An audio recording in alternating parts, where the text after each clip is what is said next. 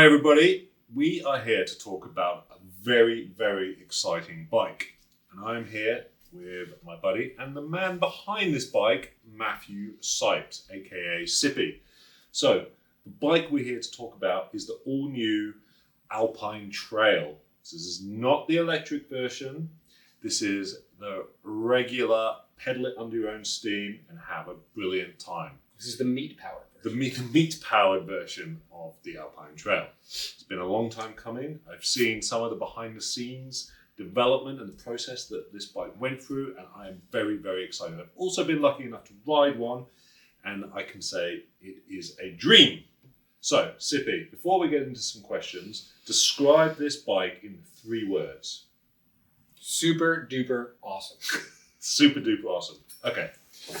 Now let's get into the nitty gritty. So we've got a brand new bike. How many different spec versions are we going to be releasing of this bike?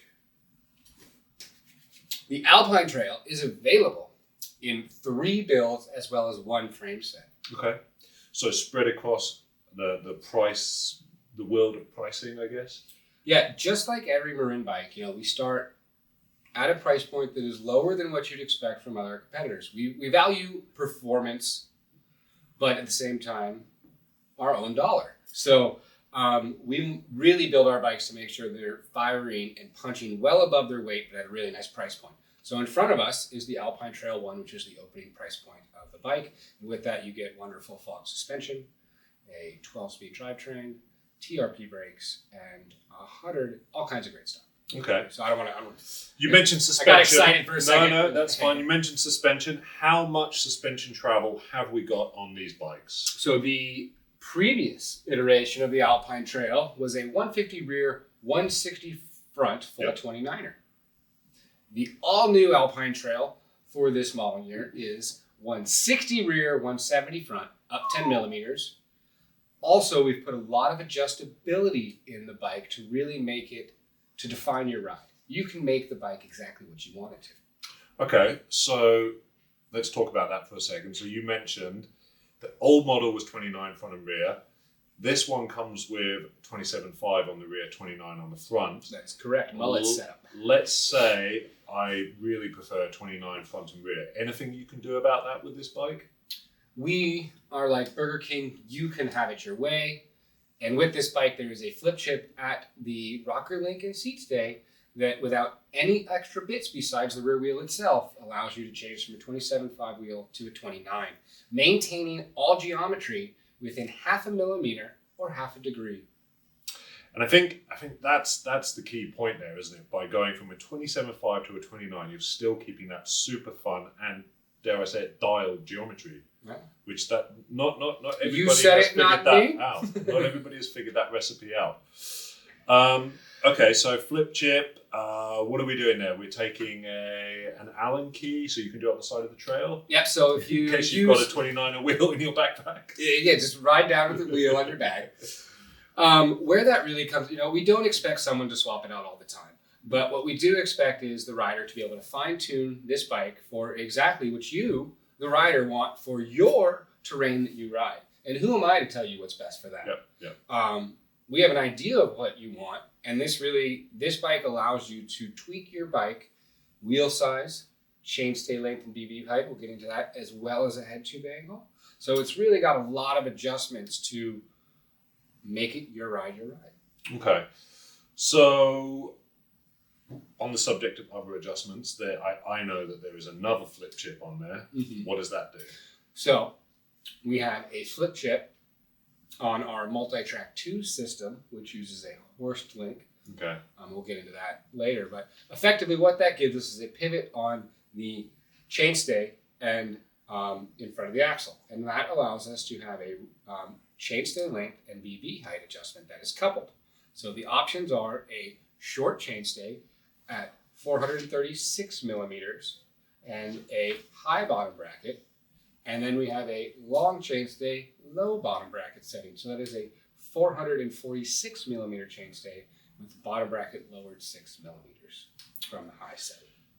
Brilliant. It really is the rider's choice, isn't it? So before we go into the horse link there, I think there's one other point of customization with regards to geometry on this bike. So what have you done there? That is an adjustable headset, John. Okay. And you may have seen adjustable headsets on the market. Marin has chosen to go with a 1.5 total adjustment or a 0.75 adjustment plus or minus. So the bike starts with a 63.5 degree head tube. Which is pretty slack in the first place. Yes, I'd say that's bang up to date with modern geometry. We like slack head tube vehicles because they make bikes real fun. Yeah. So that is your 0 degree setting. That's what comes in the bike. So that comes on the bike when you buy it off the shop. Yes, and this is specifically your upper headset cup, Yeah. which your bearing sits in there and allows your bars to turn freely. So this is the 0 degree option. And it's not noticeably different than this, what you're about to show us now. Then we have this secondary piece, which will be laser etched with a plus 7.5 or a minus 7.5, and that relates to a slacker or a steeper head tube angle. Yep. Minus being more slack, plus being more steep. Yep. And depending on the orientation, slack or steep, you can run it 2 different ways on the bike, giving your bike 3 head tube adjustments from 62.75 to 60. From 62.25 to 64.75 with that 63.5 in the middle. Plus minus 0.75. Yeah. Math is hard. I'm not sure the maths is entirely correct there, but we'll let it slide. We'll put it in the description. What I really like about this cup here is that you've keyed it so that it nicely fits into the frame. I think that really shows some of the thought and effort that you've put into this bike. Details matter. Now, I'm somebody who's run adjustable headsets before, and I have to say, one of the things that I've always had a problem with is lining the top cup and the bottom cup up so it's correct. To be honest, it's more hassle than it's worth, in my opinion. Yeah. Is that the case? Absolutely. And I've even seen press-in cups rotate in a frame. Really? So you mentioned these little flats on the part here. So these flats ensure that when you put the cup in, with your little plus orientation and minus orientation pointing to the front or back of the bike, it will not rotate back and forth. Everything will stay in place, tidy, and as designed. Fantastic. This is the heart of the little design here, and this is what the lower bearing sits in. And this just lets everything move at the right angle So that to make allows that for an element adjustment. to float, basically. It allows for a degree of freedom in the movement of the lower cup that is defined by the upper cup. Fantastic. I genuinely love this. I think it's very well thought out. We will have a separate video on how to adjust it and also a video on what it looks like in a little bit more detail. Okay, right. Before we get back to the rear suspension system, this little puppy here, this is another genius move, I feel. So not only do we have an adjustable rear wheel size, adjustable bottom bracket and chainstay length, adjustable head tube angle, but wait, there's more. We also have Downtube storage. So you can hold all your bits and bobs and things in this wonderful little bag with a sealed zipper and little pull tabs so you can get it out of your frame to store all the things you want to store in here. There is also an under the top tube storage pit for anything you want. So you have a lot of storage accessories for anything you need to bring with you on the trail to get the job done. Snacks, tools, paraphernalia, I don't know, whatever. Banana. Yeah. So for every bike that you buy, you get one of these bags for free. You get a free bag. Amazing. It's branded, it's cool, it prevents things from sliding around. Another cool thing about this system is once you mount the door in the bike, these little handy dandy bits hold cables in place so the frame is quiet. It's easy to get things in and out. They also prevent the bag from going too far down into the hole and losing things. You don't want to lose your breakfast bar in your frame. That's not when you French fry when you're supposed to pizza, you're not going to have a good time. So we're really excited about this bike. It has all kinds of features to not only make your bike what you want, you can choose your style, but you have Downtube storage. All in an aluminum package that is performance and value oriented and great. You know what this looks like? This looks like those things you put your Kleenexes in. So you could use it for Kleenexes as you're riding down the trail. If you tend to be emotional on the trail or a beautiful butterfly makes you cry, You can put some tissue in there, John. I know you're a bit sensitive. Okay, and just to recap, we're calling that the Bear Box, aren't we? Yeah, that is the Bear Box. The Bear We are a California-based brand, and if you go camping in the woods here, you must put your food in a bear box, or a bear will eat it. Okay. And visit you at night. Fantastic. Okay, so let's get back to that word you used, horsed. So in the past, our Alpine trail has essentially been a rocket-activated single pivot. That is correct, John. We have normally used what we call multi-track suspension system here at Marin, and that is a 4-bar linkage with the rear pivot at the seat stay. Yeah. We have moved it to the chainstay, which defines it as the horsed pivot after Horst Leitner, the inventor of the system. Yeah. And so what are the benefits to the rider that they're going to notice? So the big reason that we chose to make this shift in how we're designing suspension is really one important thing.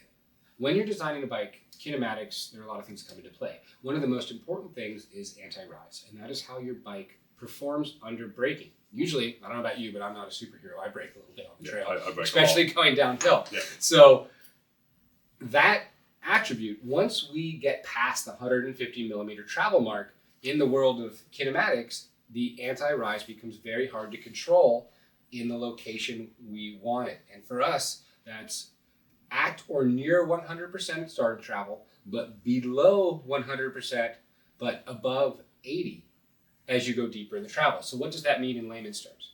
That means that when you're braking going down a hill, your bike will have a tendency to squat slightly. Not a lot, which was really referred to as brake jack. The opposite to that, if we were above 100%, it would extend. Nobody wants their geometry to extend or their shock to extend when going downhill, because that would give them a steeper head tube angle and make it more sketchy. Yeah. Like I said, if you French fry when you're supposed to pizza, you're not going to have a good time. That is a great saying. I'm not sure what it means, but it's a great saying. You watch them. Yeah. Okay, cool. And then there's another couple of other little bits and pieces on this bike, which I think are kind of cool. So we'll add a close-up in the video, but on the chainstay and around the back of the bottom bracket, you've got some quite interesting things going on there that are specific to this bike, I believe. Yes. You know, when you're riding your bike, especially your mountain bike, you have to ride through dirt and mud and grime and grit. So there's a lot of features on the bike, such as a rubber gasket because the housing and cables run through the frame, exit the front triangle, sneakily into the rear triangle without being seen. So in that little hole that goes to the frame, we have a nice little rubber gasket to keep things quiet and tidy, prevent cable rub on the frame. And over that, John will show you in a little video right here, beep, a mud flap. And that will prevent mud and grit and grime from going inside of your bicycle. Okay, cool, fantastic. So and then you spoke another thing, you'll find a little Easter egg on your seat stay protector. It says loam is where the home is. It is loam. Loam is fantastic. I don't know you, but I love loam. And then we have a really badass chainstay protector and also chainstay yoke protector, because a quiet bike is a happy bike. And also a quiet bike makes for a happy rider, I think. Happy rider means if you're feeling good, you're riding fast. Yeah, exactly. And then, I mean, obviously I'm pretty tall, 6'3", so I'm riding. I have ridden an XL of one of these bikes, and one of the things I really like is the XL is truly an XL. You know, it's got the reach number that I would like. I think off the top of my head, is it 515? It is 515. With a 78-degree seat tube angle, effective. Good point. And this is really important to talk about. A lot of people say, hey, you know, your bike should get a steeper seat tube angle as they get bigger for the actual. And on paper, it will seem like the effective is listed as the same for each one. And that's because at every size bike, we measure the average saddle height. Okay. And that means that your seat tube angle for you will be 78 degrees. My seat tube angle for me and my height will be 78 degrees, and vice versa and vice versa. So it gives, even though we have, you know, the chainstay length doesn't grow per size, we do take care of that in the rider is in the correct position in terms of the saddle height and position for their leg length. Perfect. Again, it just highlights how much effort and time you put into developing this bike. So then, obviously, you know, one of the things we always like to do at Marin is have this low standover on our bikes. So obviously that's great if you're on your preferred size, but if if you're on preferred size, if you're on your targeted size, but if you prefer either a slightly smaller or a bigger bike, you're still going to be able to get away with riding that bigger bike due to the low standover. That is correct. If I wanted to ride a Marin Geometron, for example, I could ride an extra large and be very, very large. That, for me, isn't my style. I could also go down to a medium and fit a medium. So our seat tube lengths don't measure like normal seat tube lengths. Yep. We maximize the dropper post compatibility so you can get your saddle out of the way to ride. And to your point, it also lets you kind of wiggle between sizes to get that exact reach that you want and prefer. Yeah. No, again, I can't say enough good. I've only spent an afternoon on this bike, but I cannot say enough good things about it. I'm well aware we've had 5 riders developing it all around the world, putting in thousands of hours of riding it, and I think the end product really, really does show that. So we definitely encourage you to get down to your local dealer or to one of our own demo days where you could ride one of these bikes, swing a leg over it, take it out for a spin. You will not regret it. Guaranteed. Dun, dun, dun, dun, dun. Go Shred.